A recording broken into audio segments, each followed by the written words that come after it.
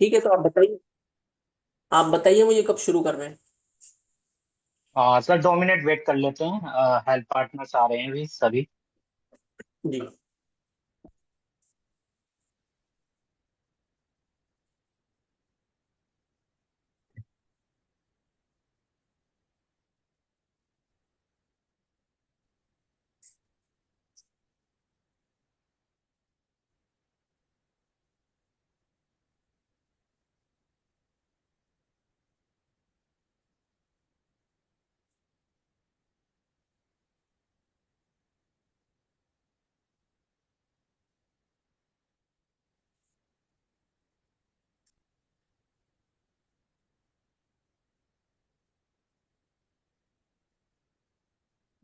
नमस्कार health partners.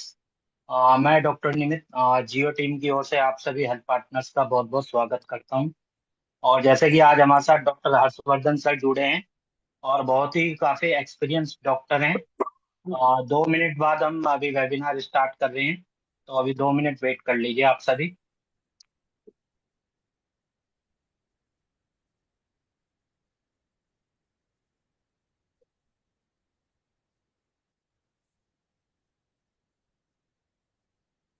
मेरी screen visible है अवेयरनेस की। यस सर, विजिबल है sir.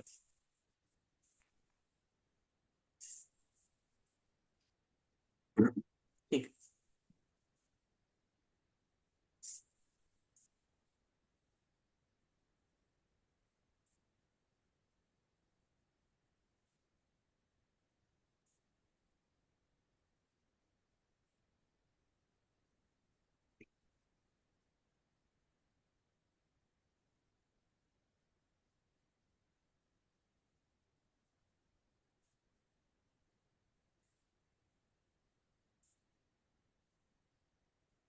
Okay sir, we can now start. Sir पहले आप अपना इंट्रोडक्शन दे दीजिए सर, हमारे एल पार्टनर्स जुड़ गए हैं और अभी धीरे धीरे और भी जुड़ रहे हैं सर। Start start. ओके। हाँ जी, मेरी आवाज सबको आ रही है?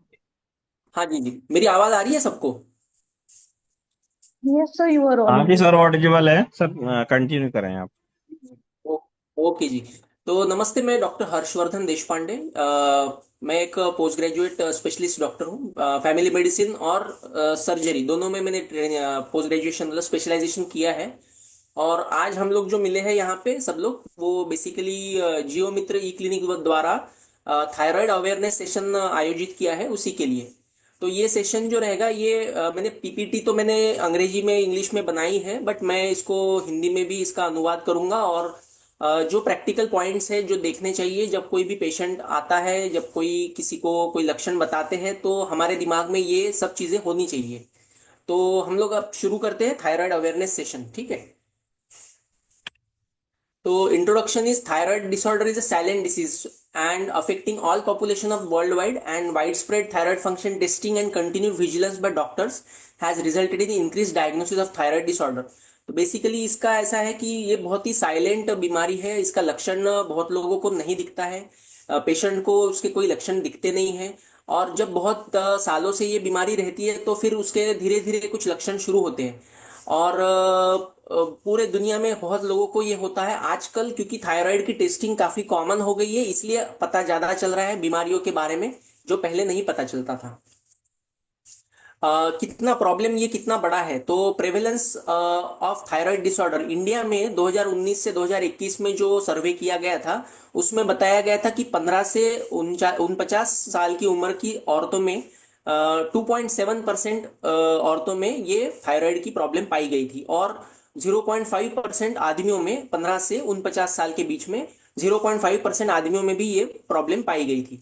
और कुछ कुछ जो स्टेट्स है, क्योंकि ज्योग्राफिक कंडीशन अलग अलग है, तो उसके अनुसार भी उसका परसेंटेज चेंज होता है। तो केरला में 8.7%, पौंडीचेरी में 7.6%, जम्मू कश्मीर में 7.8%, दिल्ली में 5.9% वगैरह वगैरह। तो थायराइड ग्लैंड होता क्या है, तो बेसिकली एक बटरफ्लाई शेप का एक एंडोक्राइन ग्लैंड है, जो गले में ये जो हमारी जगह है यहाँ पे वो स्थित होता है। इसके तीन भाग होते हैं, राइट लोब, लेफ्ट लोब और इस्थमस। और ये करता क्या है, तो ये तीन प्रकार के हार्मोन सिक्रेट करता है। एक है T3, T4 और कैल्सिटोनिन। और ये हार्मोन क्या करते हैं, तो ये बॉडी मेटाबॉलिज्म कंट्रोल करते हैं। मतलब बॉडी में होने वाली हर चीज, हर गतिविधि में इसका असर पड़ता है। जो भी आप खा रहे हैं, खाना पचा रहे हैं, मसल बन रही है, फैट बन रही है, ये सब में इसका रोल है। एनी डिसऑर्डर, इस ग्रंथि की कोई भी बीमारी में आपकी बॉडी मेटाबॉलिज्म जो है या तो तेज हो सकती है या तो स्लो डाउन हो सकती है, और उसी के जो है वो सिम्टम्स और लक्षण हमको सबको दिखाई पड़ते हैं। ये जो फोटो दिख रहा है उसी में आपको दिख रहा होगा, एक ग्लैंड दिखाई गई है। ये यहाँ पे थायराइड ग्लैंड है, राइट लोब, लेफ्ट लोब और इस्थमस। और जो नीचे में एक फोटो दिख रही है वो माइक्रोस्कोपिक पिक्चर है। जब वो थायराइड ग्लैंड का माइक्रोस्कोप के नीचे देखा जाता है तो इस प्रकार से दिखता है वो ग्लैंड। ठीक है। अब थायराइड हार्मोन जो है उसके क्या क्या फंक्शन है, उसके क्या क्या काम है शरीर में, तो मेटाबॉलिक मतलब थायराइड हार्मोन जो है बढ़ाता क्या है, पाचन प्रक्रिया। जो शरीर को हम लोग जो खाना खाते हैं उसको पचाने की जो क्षमता है वो थायराइड हार्मोन में होती है। तो वो उसके कारण क्या होता है कि भूख लगना, उसके बाद जो भी हम खाना खा रहे हैं उसको पचाना, जो हमारी आंतड़ी होती है उसकी मूवमेंट कराना, और मसल बनाना, फैट बनाना, ये सब चीजों में इसका काम है थायराइड हार्मोन का मेटाबॉलिक फंक्शन। दूसरा है कार्डियक, मतलब हार्ट से रिलेटेड। उसमें क्या होता है, तो ये हार्ट रेट को बढ़ाता है। उसके बाद रेट ऑफ रेस्पिरेशन, सांस की प्रक्रिया को बढ़ाता है। और ऑक्सीजन की कंजम्पशन बढ़ाता है, ब्लड फ्लो बढ़ाता है, बॉडी का टेम्परेचर बढ़ाता है। ये सब चीजों पे भी कार्डियक, मतलब कार्डियक, इस पे भी इसका असर है। तीसरा डेवलपमेंटल, मतलब जो हमारी बढ़त है, ग्रोथ है, उस पे भी इसका बहुत बड़ा असर है। और जो बच्चों में, मतलब गर्भाशय में, गर्भवती महिलाओं में जो गर्भ होता है उसके मेंदु या ब्रेन की डेवलपमेंट में इसका बहुत बड़ा रोल है। और यंग लोगों में इसकी ग्रोथ, यंग लोगों की ग्रोथ पे भी थायराइड का बहुत बड़ा रोल है। तीसरा, चौथा रोल है नॉर्मल सेक्सुअल फंक्शन। तो लिबिडो, इंक्लूडिंग लिबिडो, मेंस्ट्रुअल, जो मासिक पाळी होती है औरतों में और आदमियों में, जो सेक्सुअल फंक्शन होता है वो कंट्रोल करने का भी काम थायराइड में होता है। साथ में नींद आना, उसके बाद आपके जो विचार है उसके ऊपर भी थायराइड फंक्शन का काफी असर होता है। कैल्सिटोनिन नाम का जो हार्मोन होता है वो ब्लड में कैल्शियम लेवल कंट्रोल करता है। तो ये हो गए इसके फंक्शन, मतलब थायराइड हार्मोन क्या क्या करता है शरीर में। अब ये काम कैसे करता है, तो थायराइड, ये जो डायग्राम दिख रहा है, राइट साइड का जो डायग्राम है उसमें आपको दिख रहा होगा एक हाइपोथैलेमस लिखा हुआ है। ये ब्रेन में एक ग्रंथि होती है, और ये सिग्नल, ब्रेन में से सिग्नल निकलते हैं जो एक ब्रेन में ही दूसरी एक ग्रंथि होती है, पिट्यूटरी। और वहां से फिर सिग्नल निकलते हैं, मतलब ये हार्मोन निकलते हैं, टीआरएच, टीएसएच, और ये कंट्रोल करते हैं हमारे थायराइड ग्लैंड को। तो बेसिकली ये आपस में, हम ये ग्रंथियां आपस में बात करती है। तो जैसे अगर थायराइड काम करना कम कर दे, थायराइड अपना प्रोडक्शन बंद कर दे थायराइड हार्मोन्स का, तो ये ग्रंथि जो है हाइपोथैलेमस और पिट्यूटरी, इन दोनों को सिग्नल मिलता है कि भाई थायराइड काम नहीं कर रहा है तो कुछ करो। तो ये क्या करती है, टीआरएच और टीएसएच नाम के हार्मोन्स बनाती है। तो टीएसएच आपने बहुत बार थायराइड की रिपोर्ट में देखा होगा, टीएसएच नाम का एक रिपोर्ट होता है। तो बेसिकली ये यही बताता है कि हाइपोथैलेमस और पिट्यूटरी बोल रहे हैं कि भाई थायराइड काम करो, अपना थायरॉक्सिन बनाना चालू करो। तो ये बढ़ा हुआ रहता है अगर थायराइड ग्लैंड काम नहीं कर रही है।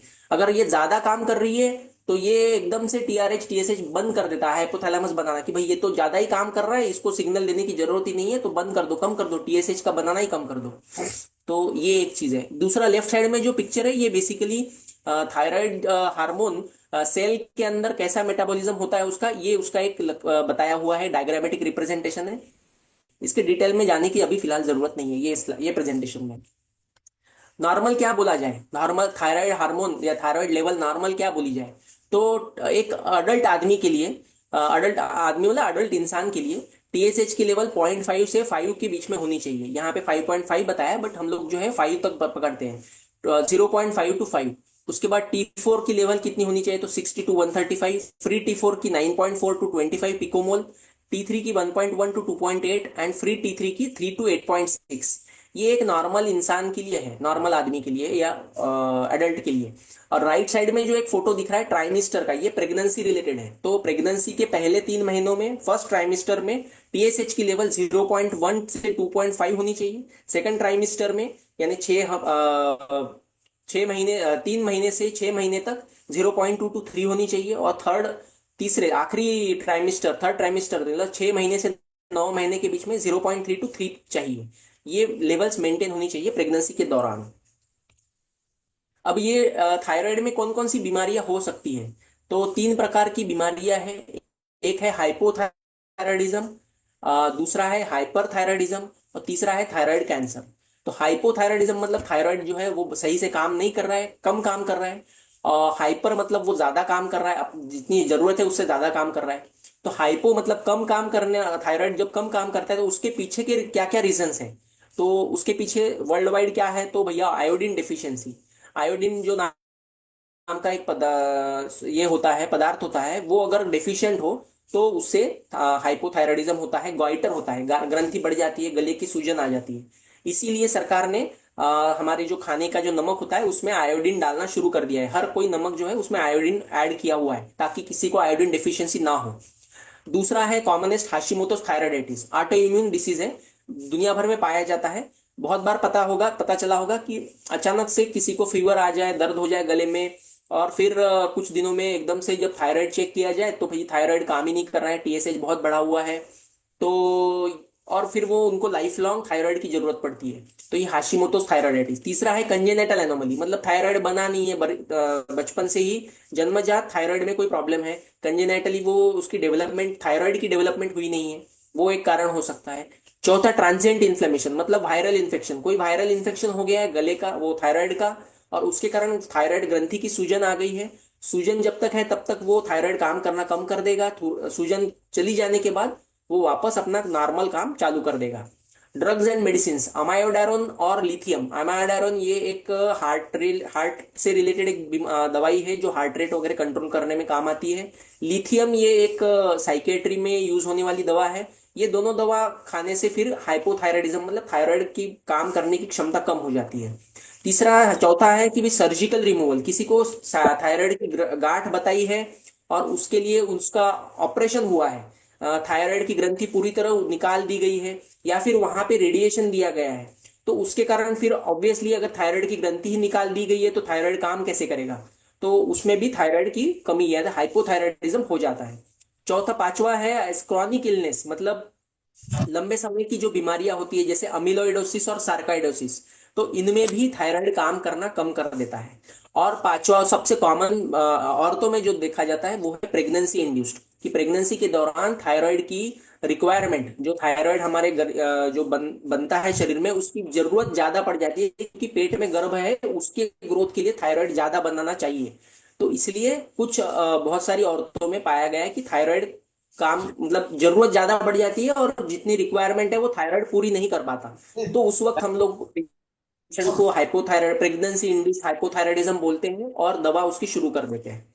ये हो गया हाइपोथायराइडिज्म का मतलब, थायराइड कम काम कर रहा है। अभी हम लोग आएंगे हाइपरथायराइडिज्म, मतलब थायराइड ज्यादा काम कर रहा है। तो इसके जो है 5-6 कारण है सबसे कॉमन। तो पहला है ग्रेव्स डिसीज। ये भी एक प्रकार का ऑटोइम्यून डिसीज है जिसमें एंटीबॉडीज बनती है और वो थायराइड ग्लैंड को ज्यादा थायराइड बनाने में स्टिमुलेट करती है। दूसरा तीसरा उसका लक्षण है टॉक्सिक, मतलब दूसरा कारण है टॉक्सिक मल्टीनोडुलर गॉइटर। चौथा है सॉलिटरी थायराइड एडिनोमा। इस इन दोनों बीमारियों में आपको यहाँ पे गले में पेशेंट को गांठ दिखेगी। मैं इसके लक्षण के ऊपर आ रहा हूँ, ये स्लाइड के बाद सारे लक्षण बताऊंगा आपको फोटो के साथ। तो इन जो हाइपरथायराइडिज्म में टॉक्सिक मल्टीनोडुलर गॉइटर और सॉलिटरी थायराइड एडिनोमा है, इनमें जनरली पेशेंट को गले में कोई गांठ दिखेगी जो पानी निगलते वक्त ऊपर नीचे हो रही है, ये आपको पता चलेगा, दिखेगा। चौथा है इन्फ्लेमेशन, कोई वहां का इन्फ्लेमेशन हो वहां पे, या फिर कोई पिट्यूटरी एडिनोमा, जो मैंने पिछला डायग्राम बताया था, दिमाग में एक ग्रंथि थी पिट्यूटरी, अगर वहां पे भी अगर कोई गांठ आ जाती है, वहां पे कोई कैंसर आ जाता है, तो उसके कारण भी थायराइड फंक्शन बढ़ सकता है। और चौथा पांचवा आखिरी कारण जो है एक्सेस आयोडीन, अगर आप बहुत ज्यादा आयोडीन खा रहे हो, या आपने कोई अमायोडारन नाम की दवाई आपको चल रही है, या फिर कॉन्ट्रास्ट एजेंट, आयोडीन वाला कॉन्ट्रास्ट एजेंट आपको दिया गया है कोई सीटी स्कैन में या कोई जांच के दौरान, तो भी हाइपरथायराइडिज्म हो सकता है। और आखिरी जो उसका बीमारी होती है थायराइड की, उसको बोलते हैं थायराइड कैंसर। अब मैं लक्षणों पे आ रहा हूँ, पेशेंट कैसे आपके पास आएगा दिखाने के लिए, क्या लक्षण लेके आएगा। तो ये आपको लेफ्ट साइड में एक फोटो दिख रहा होगा। तो हाइपोथायराइडिज्म मतलब थायराइड कम काम कर रहा है, ऐसे पेशेंट में इनको जो है बाल जो है वो पतले हो जाएंगे, बालों का झड़ना ज्यादा रहेगा, और जो है जो हमारी झुर्रियाँ ये होती है, आईब्रोज होती है, आईब्रोज जो है लेटरल साइड में, मतलब जो आखिरी आखिरी की तरफ जो है वो बारीक हो जाएगी, बारीक होना शुरू हो जाएगा। उसके बाद चेहरे पे सूजन रहेगी, चमड़ी जो है वो ड्राई रहेगी, ठंडी सहन करने की क्षमता कम हो जाएगी। वेट, पेशेंट जो बोलेगा कि भाई मेरा वेट बढ़ रहा है कुछ दिनों में अचानक से। अगर आप उनका पल्स रेट देखोगे तो स्लो हार्ट रेट होगा। मूड जो, सॉरी, मेंस्ट्रुअल ब्लीडिंग ज्यादा होगा, मतलब मासिक पाळी में ज्यादा ब्लड जाएगा औरतों में। उसके बाद हमेशा पेशेंट जो है वो ऐसा लो मूड और लिथार्जी रहेगी, मतलब ज्यादा इंटरेस्ट नहीं रहेगा, आलस थोड़ा सा ज्यादा रहेगा पेशेंट में। बहुत ज्यादा अगर ये बीमारी बढ़ जाती है तो मिक्सिडीमा, कोमा वगैरह वगैरह चीजें हो सकती है। और अगर बचपन में, मतलब एकदम जब एकदम छोटा है बच्चा, उसके उस वक्त अगर हाइपोथायराइडिज्म हो जाए और पता ना चले, उसका इलाज ना किया जाए, तो बच्चे की जो ग्रोथ है वो हो नहीं पाती है, बच्चा छोटा रह जाता है, उसको क्रिटिनिज्म बोलते हैं। तो ये हाइपोथायराइडिज्म के लक्षण है, और लेफ्ट साइड वाला जो है वो उसका फोटो है। ये हाइपोथायराइडिज्म के प्रैक्टिकल, मतलब एक्चुअल फोटोज हैं। ये आप लेफ्ट साइड में देख सकते हैं। एक बच्चे का फोटो है जिसको बचपन में, मतलब कंजेनाइटल जो पैदा होते ही उसको थायराइड की कमी थी, और उसके वक्त ऐसा उसका चेहरा और ये सब सूजा हुआ था और ये सब दिख रहा था। अभी उसका ट्रीटमेंट होने के बाद ये देखिए कितना अच्छा दिख रहा है, अभी ये पूरा नॉर्मल थायराइड होने के बाद ये ऐसा हो। ये बीच वाली अम्मा जी है, इनका भी वही इशू है।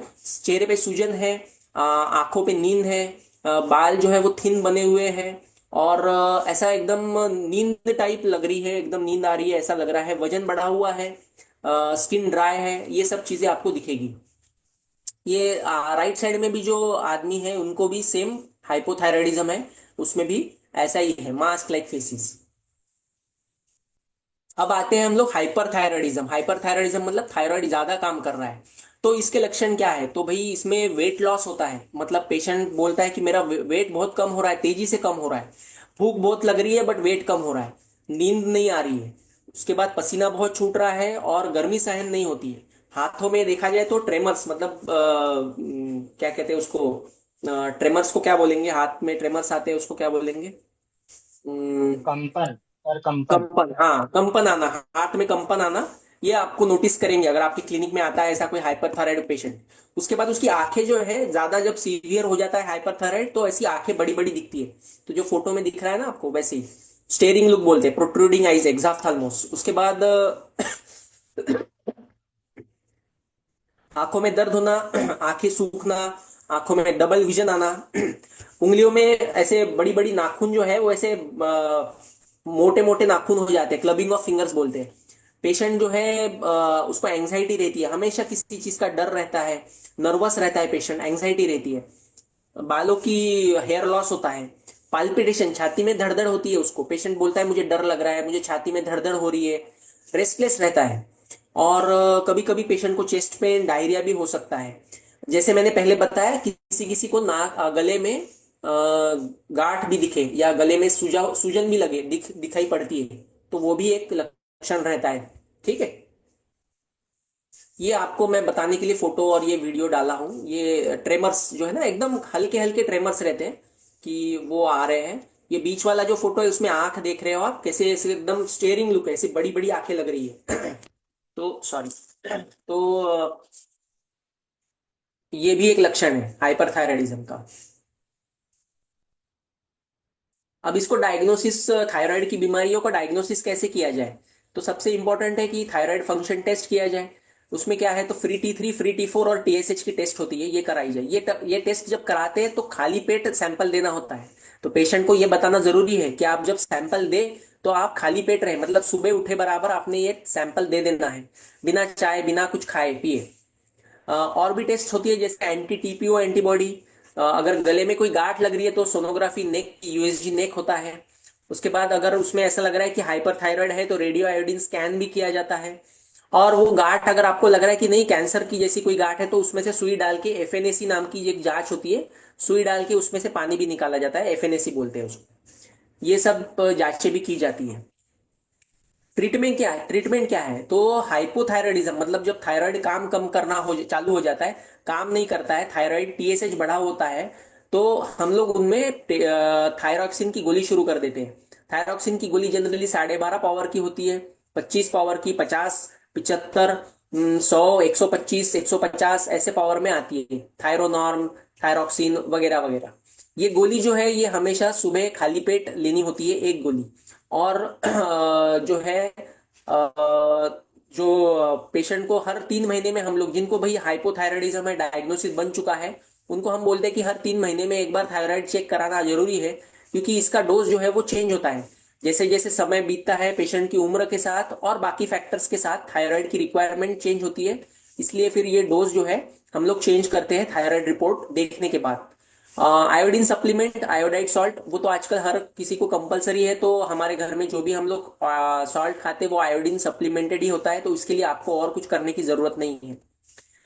हाइपर थायराइडिज्म में क्या करते हैं, तो long term management with propylthiouracil, methimazole and carbimazole. तो ये जो दवाइयां है ये थायराइड की क्षमता और थायराइड का फंक्शन कम करने के लिए है, जिनमें ज्यादा थायराइड काम कर रहा है ना उनके लिए है। तो ये भी दी जाती है। और जिनको भी ऐसा हो रहा है कि बहुत हाथ में कंपन है और हार्ट रेट बहुत बढ़ रहा है, धड़धड़ हो रही है, तो ये बीटा ब्लॉकर जो है पेप्रानोलॉल, ये गोली दी जाती है उनको भी। उसके बाद रेडियो एक्टिव आयोडीन, अगर किसी का जैसे मल्टी नोडुलर गॉइटर नाम की बीमारी है, उसके कारण हाइपरथायराइडिज्म है, तो रेडियो एक्टिव आयोडीन देते हैं। किसी को अगर कोई सॉलिटरी एडिनोमा है या कैंसर है या ऐसा कुछ लग रहा है, तो सर्जरी, मतलब या तो एक तरफ की थायराइड की ग्रंथि निकाल दो या पूरी निकाल दो, वो डॉक्टर डिसाइड करते हैं उसके अनुसार। प्रिवेंशन मतलब इसको हम लोग कैसे थायराइड की बीमारी से कैसे बचा जाए। तो पहले तो यह है कि भाई use of iodinated salt in diet, तो नमक जो है वो आयोडीनेटेड यूज किया जाए।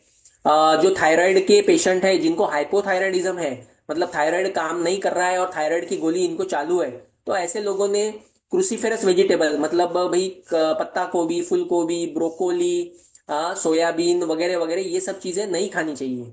इसके खाने से जो है थायराइड का एब्जॉर्प्शन में प्रॉब्लम होता है। उसके बाद जो है मेडिसिन जैसे डॉक्टर बताते हैं कि आपको डेली लेनी है, वो सिना उस हिसाब से वो डोज बराबर हर रोज के हर रोज सुबह खाली पेट पहले काम है थायराइड की मेडिसिन लेना। तो ये जरूरी है। बहुत बार लोग करते हैं कि भाई ठीक लग रहा है मुझे अभी, तो अभी मैं गोली बंद कर देता हूँ और फिर देखेंगे जब तकलीफ होगी तो इसमें कोई मतलब नहीं, क्योंकि वो फिर धीरे धीरे आपको ठीक लग रहा है नहीं लग रहा है वो नहीं, थायराइड की टेस्ट में क्या बता रहा है वो जरूरी है। बहुत बार जब किसी को प्रोफाउंड हाइपोथायराइडिज्म है, तो उनको तो लाइफ लॉन्ग, मतलब पूरे उम्र भर थायराइड की दवा चलती है।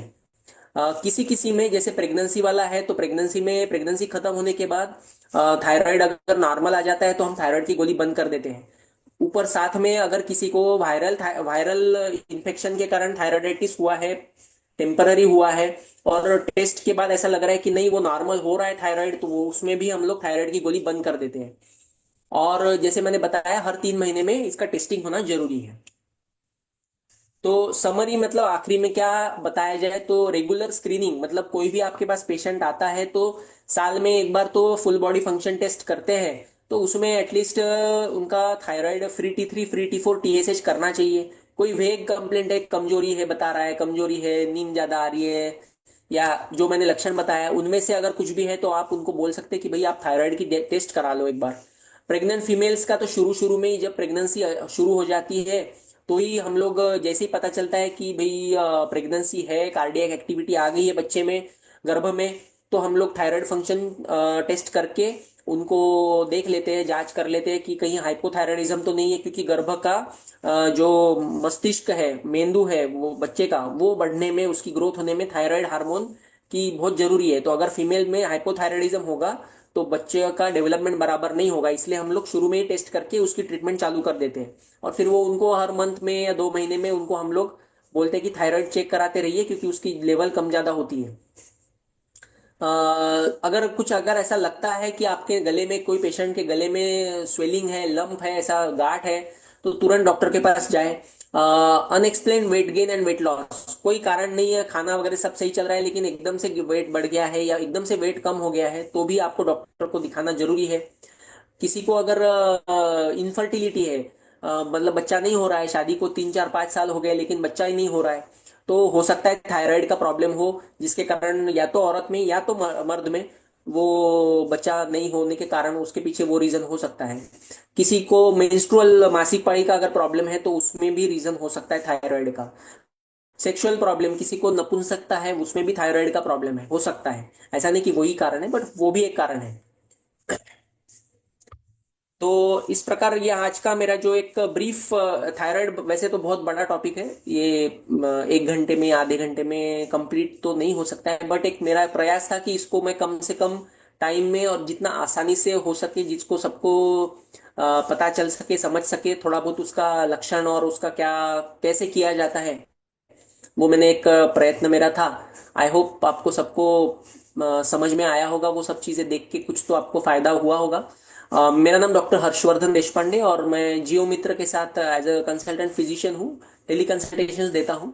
और अगर जैसे मैं इनके ऑनलाइन इस पे हूँ, तो अगर आपको कोई पेशेंट है आपका जिसको सिर्फ थायराइड नहीं तो डायबिटीज, ब्लड प्रेशर, कोई भी रिलेटेड एनीथिंग, मतलब मेडिसिन से रिलेटेड एनीथिंग, अगर कोई इशू है तो आप मुझे कंसल्टेशंस आप भेज सकते हैं। I will be happy to see to that patients. Thank you. Okay sir. Okay sir, thank you so much sir. ये आपने इतनी बारीकी से हमारे हेल्थ पार्टनर्स को समझाया है सर। और सभी हेल्थ पार्टनर से रिक्वेस्ट है, सर से एक एक करके क्वेश्चन पूछ सकते हैं अगर आपके कोई डाउट्स हैं तो।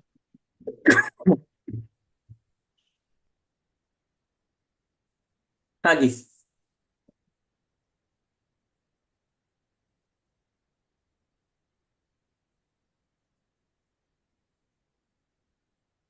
इवनिंग डॉक्टर साहब। हाँ जी, हाँ जी, बोलिए। सर जो थायराइड का बताया आपने, उसमें जो थायराइड के किसी को हो जाता तो उसमें मतलब दोबारा रिपीट जो टेस्ट होता है वो कितने टाइम के बाद लेना होता है? हाँ, हम लोग जनरली, हम लोग जब एक फिक्स डोज हो जाता है ना कि भाई इतना चलना है इनको, तो फिर हम टेस्टिंग में। लोग हर 3-3 महीने, हम लोग हर 3-3 महीने में कराते हैं टेस्ट। स्टार्टिंग में जैसे जिसका फर्स्ट फर्स्ट टाइम हाँ, में जिसका फर्स्ट टाइम अगर बहुत ज्यादा निकल के आ गया, समझ लीजिए टीएसएच एकदम 50-60 आ गया, और हमने इनको समझ लीजिए कोई पावर की गोली चालू की है, तो फिर हम लोग 1 महीने बाद रिपीट कराते हैं देखने के लिए कि ये जो हमने गोली दी है इससे कितना कम हो रहा है। ज्यादा तो ओवरडोज तो नहीं हो रहा है, बहुत कम तो नहीं पड़ रहा है। तो हम शुरू में हम लोग 1 महीने में, एक एक 2-2 महीने में रिपीट करते हैं। बट एक बार फिक्स डोज हो जाए कि भाई हाँ ये डोज में इनका नॉर्मल रहता है, तो फिर हम उनको बोलते हैं कि आप 3-3 महीने में कराइए। ठीक है डॉक्टर साहब, थैंक यू। जी। Thank you hello, so good much sir. Afternoon sir. हाँ जी, हाँ जी, बोलिए। सर, ये प्रेगनेंसी में जो थायराइड डायग्नोस होता है तो उसमें मेडिसिन चलती है तो फिर वो लाइफ टाइम लेनी होती है या प्रेगनेंसी के बाद उसको स्टॉप कर सकते हैं? वो प्रेगनेंसी की यूजुअली मोस्ट कॉमन टाइम में वो प्रेगनेंसी के बाद नॉर्मल हो जाता है। तो प्रेगनेंसी होने के बाद मदर का जो है थायराइड टेस्ट कराना है, जैसे आपके डॉक्टर बताते हैं या फिर आप खुद भी करा सकते हैं। और अगर वो 2-2 महीने में कराते रहना है, जब वो नॉर्मल हो जाए कि ऐसा लगे कि नॉर्मल हो रहा है, तो बिल्कुल डॉक्टर को बता के वो डॉक्टर के एडवाइस के अनुसार उसको बंद कर सकते हैं, अगर नॉर्मल हो जाता है। क्योंकि हो जाता है ना डिलीवरी के बाद, बहुत बार, बहुत सारे में, मैक्सिमम लोगों में नॉर्मल हो जाता है थायराइड। ओके। बट तो वो सर, टेस्ट के बाद, टेस्ट में रिपोर्ट नॉर्मल आने के बाद ही बंद करनी है, ऐसे नहीं कि खुद से बंद कर दिए। चलिए, इसके अलावा और कोई डाइट एडवाइस करते हैं सर आप जो इसके साथ में ऐड कर सकते हैं? डाइट में मैंने जो अवॉइड करना है वो मैंने बताया, जैसे जी जी, वो हाइपोथायरायडिज्म है, थायराइड जी कम काम कर रही है, तो उन्होंने पत्ता गोभी, फूल गोभी, ब्रोकोली, सोयाबीन, ये सब चीजें नहीं खानी है। जी। पर्टिकुलर कोई डाइट ऐड करनी हो साथ में जो इसके साथ में बेनिफिशियल हो, ऐसा नहीं नहीं, कुछ? ऐसा नहीं, ऐसा कोई पर्टिकुलर, ऐसा कोई ऐड सप्लीमेंट ऐसा कुछ नहीं है। आयोडीनेटेड सॉल्ट तो हम लोग सब खा ही जी रहे हैं, तो वो जी। खाना है बस, और कुछ नहीं। Okay, thank you. जी। Okay sir, thank you. और कोई हमारे हेल्थ पार्टनर सर से क्वेश्चन पूछ सकते हैं? गुड जी आफ्टरनून सर। जी। जी, गुड आफ्टरनून। सर मेरा क्वेश्चन ये है, किसी पेशेंट को मतलब टेबलेट चल रहे हो और हाइपोथायराइडिज्म है और जी। उससे कंट्रोल नहीं हो रहा है, तो उसमें हाँ। मतलब साथ में और क्या चीज मतलब दे सकते हैं अपन, मतलब जैसे उसका वेट गेन हो रहा है, जैसे नहीं स्किन रूखी होना, सर इन्फेक्शन है, तो उसमें क्या कर सकते हैं? नहीं, पहली बात, अगर थायराइड हाइपोथायरायडिज्म है और टैबलेट चल रही है, पहली तो बात यह है कि थायराइड की टैबलेट वो ले रहे हैं नहीं ले रहे हैं, सबसे इंपॉर्टेंट। बहुत बार पेशेंट से छूट जाती है टैबलेट, बराबर पर रेगुलर नहीं ले पाते, वो एक रीजन रहता है। दूसरा, अगर उनकी रिक्वायरमेंट ज़्यादा है तो डोज बढ़ाना पड़ता है, तो वो टेस्टिंग जैसे मैंने बताया हर 2-2 3-3 महीने में चेक करना पड़ता है। और अगर वो हमेशा अगर टीएसएच बढ़ा हुआ आता है तो हमको डोज बढ़ाने की जरूरत पड़ती है। आप जो बोल नहीं रहे हो सर वेट पेशेंट गेन को, की हो सकता है हाँ जी। जी सर पेशेंट को मतलब टेबलेट चल रही है मतलब, और थायराइड नॉर्मल आ रहा है, उसके बावजूद मतलब वेट जो है हाँ, वो गेन हो रहा है नहीं उस नहीं, तरह तो से। वो फिर वेट अगर ज्यादा है, वेट या बढ़ रहा है, तो उसके पीछे थायराइड की रीजन थायराइड नहीं है। उसके पीछे दूसरे रीजन हो सकते हैं, जैसे कि भाई उनका लाइफ डाइटरी हैबिट्स, मतलब खाने पीने में जो है कि भाई अगर बहुत ऑयली फैटी या ये चीजें खा रहे हैं जैसे तेल घी बटर मक्खन, ये है। दूसरा कारण है कि लैक ऑफ एक्सरसाइज, मतलब व्यायाम नहीं है, एक्टिविटी फिजिकल एक्टिविटी उतनी नहीं है। तीसरा कारण है आनुवंशिक, मतलब उनके माता पिता में भी वजन ज्यादा रहने की, उनकी शरीर का वो संरचना वैसी है, और आनुवंशिकली उनको वो मोटापा उनको घर में से अपने फैमिली से मिला हुआ है। वो भी एक सबसे बड़ा कारण वो भी है।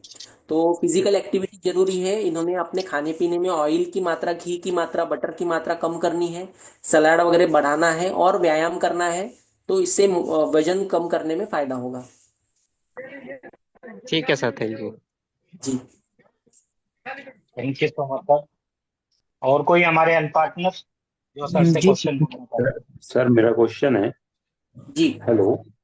हाँ जी हाँ जी, सर सुन रहा जैसे हूँ। सर T3 और T4 का कॉम्बिनेशन लेस देन 20 आता है, तो मतलब T3 ज्यादा बन रहा है, तो सर उस स्थिति में क्या सजेस्ट, मतलब क्या डिजीज होगा उसके लिए? नहीं, आप टीएसएच का मुझे पहले रिपोर्ट बताइए। सर जैसे T3 और T4 combination TSH TSH TSH less than 20। TSH बताइए। टीएसएच की लेवल बताइए। सर दोनों का कॉम्बिनेशन सर नहीं नहीं, लेस कॉम्बिनेशन देन नहीं होता 20। है। टीएसएच की लेवल जो है ना, वो लिखी होती है, टीएसएच का लेवल सबसे इंपॉर्टेंट है। तो आप टीएसएच का लेवल बताइए।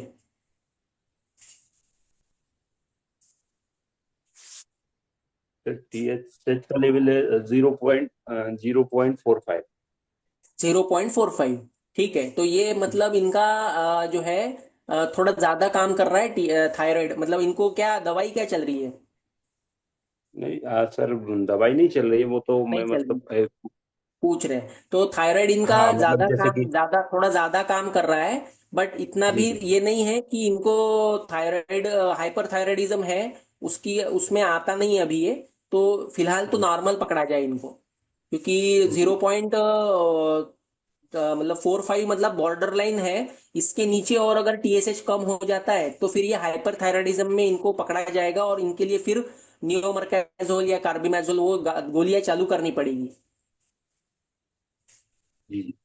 सर जैसे एंटी TPO एंटीबॉडी बढ़ी हुई होती है तो हाँ, तो एंटी टीपीओ एंटीबॉडी बढ़ती है तो मतलब ये एंटीबॉडीज है जो ऑटो इम्यून कंडीशन में हमारे शरीर में बनती है, और हमारे थायराइड ग्लैंड के खिलाफ काम करती है। तो अगर वो है तो मतलब इनका जो है हाशिमोटोज और ये सब चीज़ों में, ऑटो इम्यून थायराइडाइटिस में इनका हो सकता है कारण थायराइड की बीमारी का। तो अगर वो है तो आगे चल के इनको हाइपोथायराइडिज्म होने की बहुत लक्षण है आगे चल के भविष्य में। जी जी।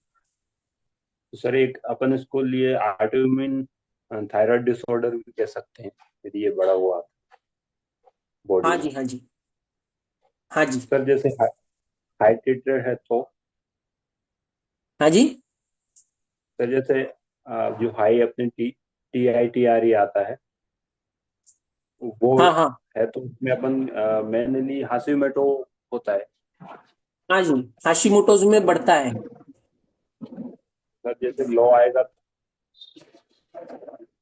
नहीं नहीं, फिर तो रीजन तो और भी हो सकते हैं ना। अगर ये एनडी टीपीओ बढ़ा नहीं है तो हाशिमोटोज जनरली हम लोग नहीं सोचते, जी जी। फिर कोई और रीजन हो सकता है। तो सर इसमें लो है, लो आएगा तो पॉजिटिव। नहीं तो फिर उसका रीजन कोई और है। फिर वो हाशिमोटोज नहीं है, कोई और रीजन है। तो जैसे कुछ ग्रेवेस करके मैंने सुना है, ये क्या होता है सर ग्रेवेज डिजीज? ग्रेव्स डिसीज में हाइपरथायराइडिज्म होता है। थायराइड फंक्शन ज्यादा बनने लग जाता है और थायराइड हार्मोन ज्यादा सीक्रेट होने लग जाता है। उसके कारण फिर वो जो मैंने आपको फोटो बताया था कि आंखें बड़ी होना, हाँ हाँ हाँ। उसके बाद पसीना ज्यादा छूटना, हाथों में कंपन आना, छाती में धड़धड़ होना, घबराहट होना, वजन कम होना, ये सब चीजें होती है। जी जी। सर जैसे हाइपोथैलेमस अपना जो ब्रेन से होता है सर, वो जी जैसे नीचे अपना TRH होता है, जी। फिर इसके बाद पिट्यूटरी। तो सर अब मेन कौन होता है, जो मेन जो नीचे अपना T3 T4 होता है, वही अपना पिट्यूटरी असल थाय- थायराइड हार्मोन, थायराइड ग्लैंड जो है ना गले में होती है, और उसके दो बॉस हम्म, जो है पिट्यूटरी और हाँ हाँ। हाइपोथैलेमस, वो दिमाग में बैठे हुए हैं। तो वो कंट्रोल करते, ये तीनों आपस में बात करते हैं और कितना वो नॉर्मल रखने की कोशिश करते हैं। लेकिन जब कहीं बीमारी हो, जैसे थायराइड में कोई सूजन आ जाए, कोई बीमारी हो जाए, या थायराइड काम करना कम कर दे, तो फिर वो सिग्नल मिलता है ऊपर में कि भाई ये काम नहीं कर रहा है नीचे वाला, तो वो फिर अपने सिग्नल भेजते हैं कि TSH बढ़ाओ, ये बढ़ाओ, वो बढ़ाओ। सर जैसे आपने बहुत शब्द इस्तेमाल किया है, तो सर ये अपन इनको एम्प्लॉय की वजह से माने या फिर बॉस नहीं वो ठीक से वो वर्क नहीं करता है? नहीं वो नहीं, वो अलग अलग डिपार्टमेंट के लोग हैं, समझ लिए दोस्त है, मिलके काम करते हैं वो। नहीं तो कभी ऐसी स्थिति आती है तो मतलब अपन बॉस के लिए ज्यादा जिम्मेदार मान सकते हैं या फिर एम्प्लॉय? कोई यहाँ किसी का बॉस नहीं है, वो सब आपस में काम करते, कभी वो थायराइड अपनी सुनता नहीं है ऊपर वाले की, वो अपने हिसाब से काम करने लग जाता है। सबको साथ मिल के चलना है, शरीर में कोई बॉस नहीं है। वो आप। हाँ, हाँ जी, और कोई? हेलो, जय हाँ सर। जी जी सर जी, पूछिए। नमस्ते। जी अब्दुल हमीद हेलो। फार्मेसी में काउंसलर था। ना आवाज थोड़ी कट रही है आपकी। हेलो। हाँ जी हाँ जी, बोलिए। Yes sir. सवाल पूछिए। आवाज, हाँ आवाज आ रही है। आवाज आ रही है, बोलिए ना। हाँ सर, मैं ये कह रहा हूँ, क्या थायराइड प्रॉब्लम से पैरों में सूजन वगैरह भी हो जाती है? क्या हो जाती है? पैरों में सूजन, पहले पैरों में सूजन ना, हाँ हो सकती है। तो ऐसी कंडीशन में जो है डॉक्टर से प्राकृतिक सजेशन देना चाहिए। क्या बोल रहे हैं? तो अगर पैरों में सूजन वगैरह है तो ऐसी पैरों कंडीशन। में सूजन के, नहीं नहीं, पैरों में सूजन के हजार कारण हैं। ठीक है। हार्ट फेलियर में भी इस पैरों में सूजन आती है, इडिमा पिडिलिडिमा। उसके बाद किडनी फेल होने में भी पैरों में सूजन आती है। ठीक है। उसके बाद लीवर की बीमारी में भी पैरों में सूजन आती है। खून की कमी में भी पैरों में सूजन आती है। उसके बाद सेल्यूलाइटिस, वहां पे लोकल इन्फेक्शन हो, उसमें भी पैरों में सूजन आती है। वेरिकोज वेन्स में भी पैरों में सूजन आती है। थायराइड में भी, हाइपोथायराइडिज्म में भी, मिक्सिडिमा, प्रीटिबियल मिक्सिडिमा में भी सूजन आती है। तो सूजन तो बहुत कारणों के कारण आती है, लेकिन हमको जो है वो थायराइड के कारण ही है, ये देखने के लिए पहले तो थायराइड की जांच और बाकी सब कारण को रूल आउट करने के लिए और भी बहुत सारी जांचें और क्लिनिकली पेशेंट को एग्जामिन करना पड़ता है कि सूजन पैर में किस कारण आ रही है। अगर थायराइड में जैसे इंटेपाई नहीं आती तो फिर क्या क्या कराना चाहिए? थायराइड अगर है बीमारी तो हाइपोथायराइडिज्म है तो थायराइड की गोली चलेगी, कोई उसकी और इलाज तो वही है। लेकिन अगर थायराइड नॉर्मल है और पैरों में सूजन है, तो मतलब इसका है कि थायराइड की के कारण सूजन नहीं है, कोई कारण कोई और है। अदरवाइज कारण हो सकता है। हाँ, और कोई कारण हो सकता है, जैसे मैंने बताया आपको, कार्डियक कारण हो सकता है, लीवर का कारण हो सकता है, किडनी का कारण, खून की कमी, बहुत सारे कारण हैं। Thank you sir. हाँ जी, और कोई? और कोई हमारे हेल्प पार्टनर्स सर से क्वेश्चन पूछ सकते हैं आप। Sir good afternoon. जी गुड आफ्टरनून जी, बताइए। Sir Vipin Rana from Himachal district Mandi. हाँ जी बढ़िया, बताइए। सर कैसे हो सर? मैं बढ़िया हूँ। सर कुछ नहीं, मैं तो बस नॉर्मली आज ज्वाइन किए हैं। हाँ जी। आ, बस आप चीज कर रहे थे थायराइड के बारे में, बस हमें तो सिर्फ इतना नॉलेज था, हम पढ़ ही रहे थे इसको ऑलरेडी। तो हमने तो स्टार्ट करना है, आपके एक्चुअली हमने मैंने स्टार्ट किया नहीं है। आपके घर के पास में ही वो है एक मिशन अस्पताल है ना मनाली में, वहां पे काम मनाली किया तो है बड़ा मैंने 6 महीने। मनाली तो बड़ा मिस मिस में बड़ा ऊपर पड़ गया मनाली। हमारे हाँ, यहाँ पे मैं वहां पे एक्चुअली, 6 महीने आप गए छह हैं सर महीने वहां काम पर किया है मनाली में? वहां पे अभी। हाँ जी। मनाली गए हैं आप? 6 महीने वेरी काम गुड किया है सर। मिशन ओ, अस्पताल में। Oh sir sir sir, miss में किया आपने काम? हाँ जी। हाँ, मिशन में काम किया है, क्योंकि मैं तो मार्केटिंग किया है मैंने 15 साल all Himachal as RSM in pharma allopathy. जी जी जी। बता तो मैंने आपका सब अभी आप मतलब आज मैंने, आप हाँ जी जी हाँ सर, जी, बताइए, सर पूछिए पूछिए, सवाल पूछिए। सवाल पूछिए सर। I know everything. अगर मेरे को जरूरत पड़ेगी तो मैं आपसे कुछ डायरेक्ट बिल, कॉल भी कर सकता बिल, हूँ, कोई ऐसी बड़ी बिल्कुल बात नहीं बिल्कुल है। बिल्कुल बट बिल्कुल। मैंने तो आज ही ज्वाइन किया हुआ है, तो मेरा कोई क्वेश्चन नहीं है अभी। और ठीक है। मैं धीरे धीरे इसको स्टार्ट कर रहा हूँ, और हिमाचल में मैं मतलब अभी तो मैं स्टार्ट कर रहा हूँ, हिमाचल में 10-12 क्लिनिक खोलने वाला हूँ जियो की। ठीक है जी, बिल्कुल। और मुझे बेस्ट ऑफ लक, आपकी पूरी आपको मदद बेस्ट ऑफ चाहिए। लक। हाँ जी हाँ जी, बताइए। नहीं, मेरे को मदद इस तरह चाहिए, मेरे को मदद चाहिए आपकी, गाइडलाइन चाहिए आगे के लिए। आज तो मेरा हाँ जी, फर्स्ट डे है। बिल्कुल बिल्कुल अवेलेबल है हम लोग।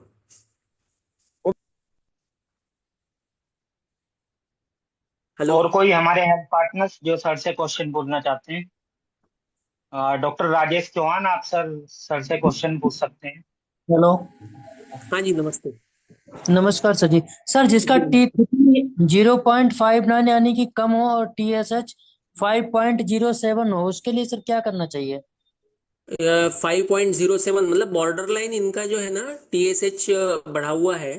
तो मतलब थायराइड इनको आगे चल के इन्होंने रिपीट करना चाहिए थायराइड फंक्शन 1 महीने बाद। और अगर ये कंटिन्यूअसली बढ़ा हुआ रहता है, 5 के ऊपर रहता है, तो इनको जो है कम पावर में हम लोगों को शुरू करनी पड़ेगी टैबलेट। ये लिवोथायरॉक्सिन चल रही है इनको 25 mg में। 25 चल रही है। 25 चल रही जी। है ना? तो फिर इनको 1 महीने बाद 1 या 2 महीने बाद रिपीट कराइए। अगर ये फिर भी 5 के ऊपर ही रहता है, तो फिर हमको इनको डोज बढ़ाना पड़ेगा थोड़ा। अच्छा अच्छा। Okay sir. Okay sir, thank you. और कोई हमारे हेल्थ पार्टनर सर से क्वेश्चन पूछ सकते हैं? सर जैसे फ्री T4 T3 यदि बढ़ा हुआ होता है, उसका मतलब किस स्थिति में बढ़ता है? फ्री T4 और T3 बढ़ा हुआ है तो वही हाइपर थायराइडिज्म में बढ़ता है।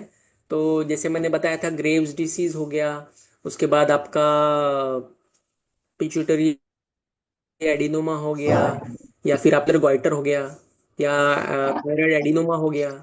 ये सब चीजों में T3 T4 बढ़ता है।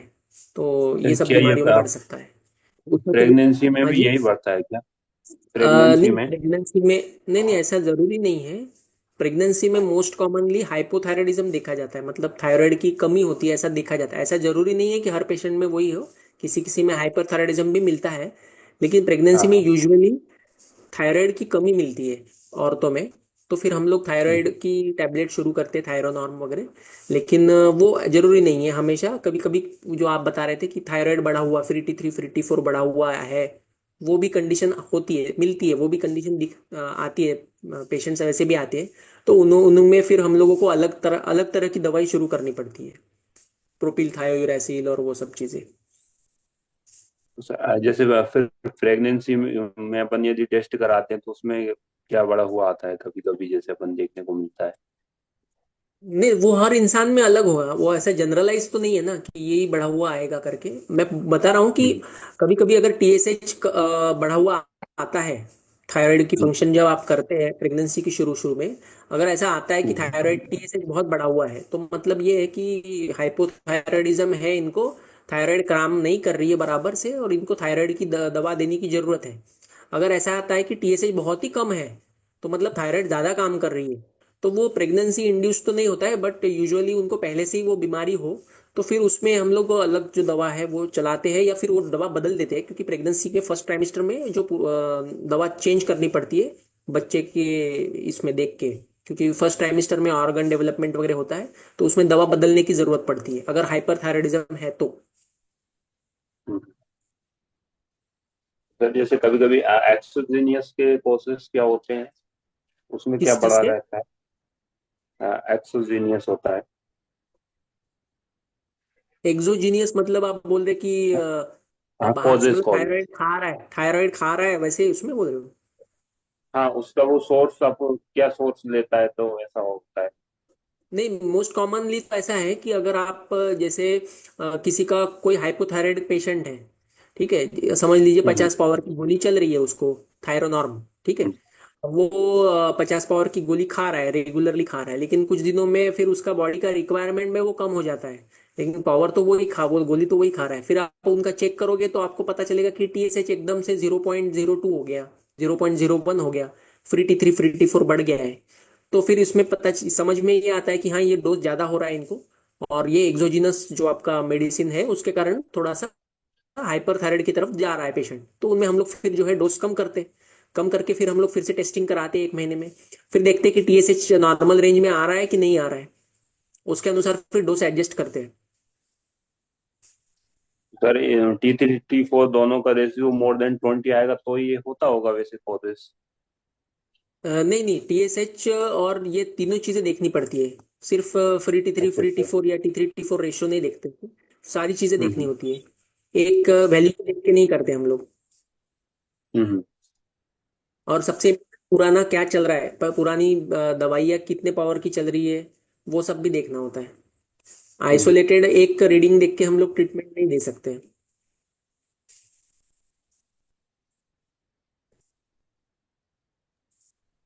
हाँ जी, और कोई? और कोई हमारे हेल्थ पार्टनर्स जो सर से क्वेश्चन पूछना चाहते हैं? हेलो। हाँ जी, नमस्ते।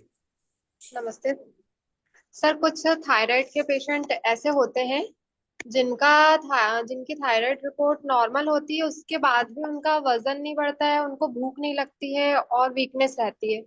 उसके लिए हम क्या कर सकते हैं? तो उसके कारण कुछ और हो सकते हैं। अगर थायराइड नॉर्मल है उनकी हम्म। और उनका वजन नहीं बढ़ रहा है, या फिर उनको भूख नहीं लग रही है, तो उसके कारण और हो सकते हैं। तो जब तक जैसे अ, हाँ जी। तक जब तक वो हाँ, मेडिसिन ले तक भूख लगती है, उसके बाद बंद हो जाती नहीं नहीं, अगर टीएसएच नॉर्मल है, T3 T4 नॉर्मल रेंज में है, तो मतलब है। उनका थायराइड कंट्रोल में है। फिर उनका जो भूख न लगने का या वजन न बढ़ने का कारण कुछ और है, तो फिर उसके लिए हमको उनका इवैल्यूएशन करना पड़ता है कि भाई हीमोग्लोबिन कैसा है, इनको कोई वर्म्स या क्रीमिया या ऐसा कुछ तो नहीं है, लीवर फंक्शन कैसा है, इनका क्या कहते हैं उसको, डाइट कैसा है, ये सही से खाना खाते हैं नहीं खाते हैं, कोई कोई लोग बहुत कम खाते हैं, या फिर किसी का अगर पुअर डाइटरी हैबिट्स है, जो पौष्टिक आहार नहीं है, वो भी एक कारण हो जी सकता है। किसी का हेरिडिटरी मतलब आनुवंशिक, उनके माता पिता भी बहुत थिन है, थिन बिल्ट है, तो उनमें भी वजन बढ़ने में बहुत तकलीफ होती है, मतलब जल्दी नहीं बढ़ता है। जी। तो ये सब चीजें भी देखनी पड़ती है, उसके अनुसार फिर हम लोग डिसाइड करते हैं कि ये क्यों नहीं हो रहा है। Okay. Okay sir, thank you. जी। Okay sir, thank you. और जी, कोई थैंक यू। हमारे हेल्थ पार्टनर जो सर से क्वेश्चन पूछना चाहते हैं?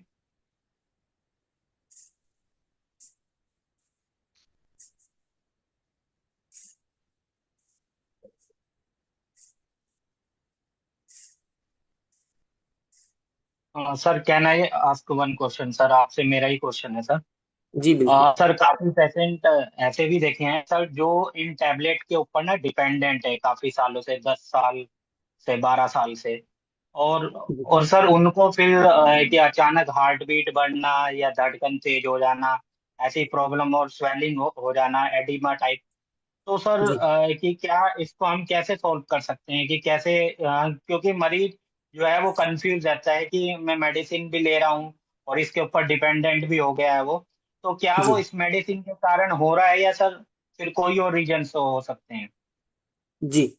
तो ये ऐसा है कि जैसे मैंने बताया, हम हर 3 महीने में पेशेंट को एडवाइस करते हैं कि अगर हाइपोथायरायडिज्म है और थायराइड की गोली चल रही है, 25 पावर, 50 पावर, 100 पावर जो भी है, तो हर 3 महीने में जांच कराइए और जांच के अनुसार फिर हम लोग टैबलेट की पावर चेंज करते हैं।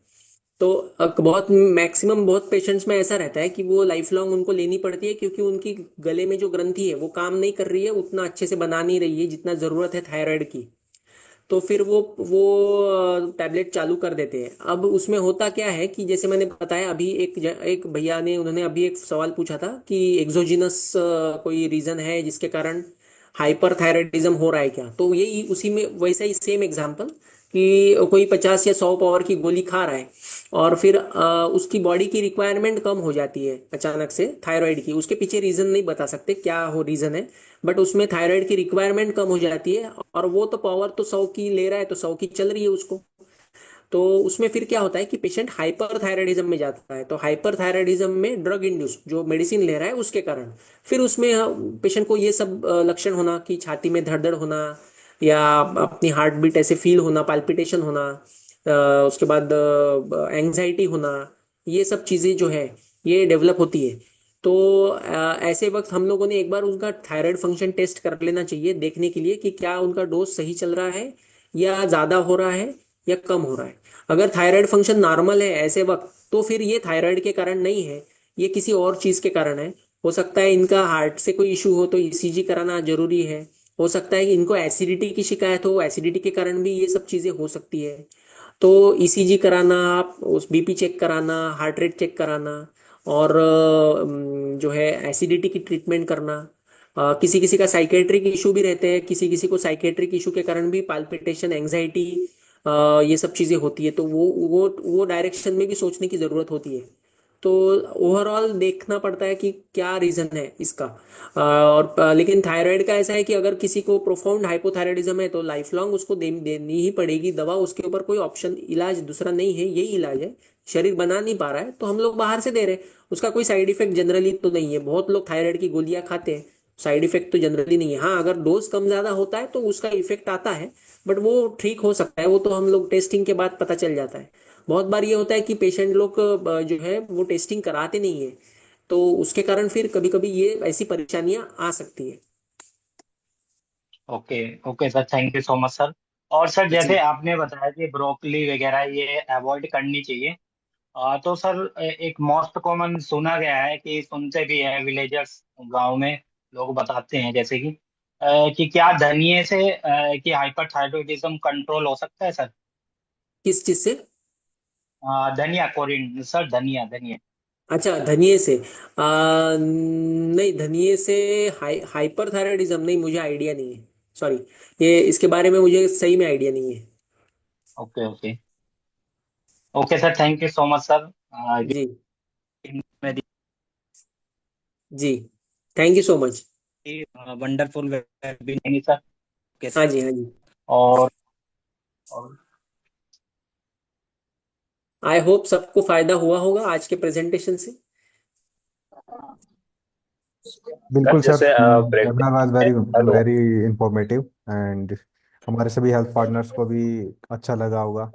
उनकी क्वेरीज भी रिजॉल्व हुई हैं और आपने काफ़ी अच्छे से चीज़ों को एक्सप्लेन किया है। तो thank you so much for your time sir. जी, थैंक यू सो मच।